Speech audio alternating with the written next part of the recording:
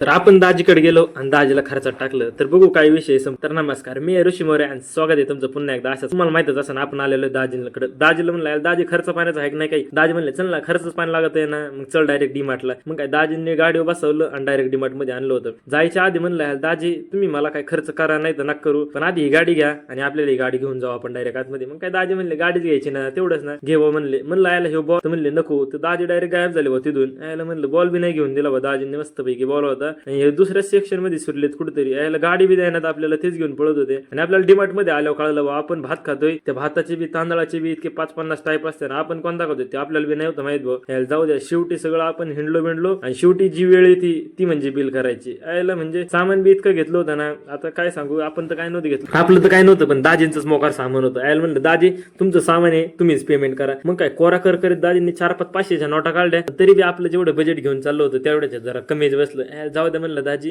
पुढल्या वेळेस आलो का आपण तुमचं बजेट एकदम म्हणजे जेवढं होतं ना त्याच्या एवढंच करून टाकू. मग काय शेवटी ते गाडी घेऊन निघले होते. दाजीला म्हणलं आता दाजी मी काय खर्च नाही केला, मग आता गाडी बी माझ्याकडे द्या. मग काय डायरेक्ट आपण ती गाडी घेतली.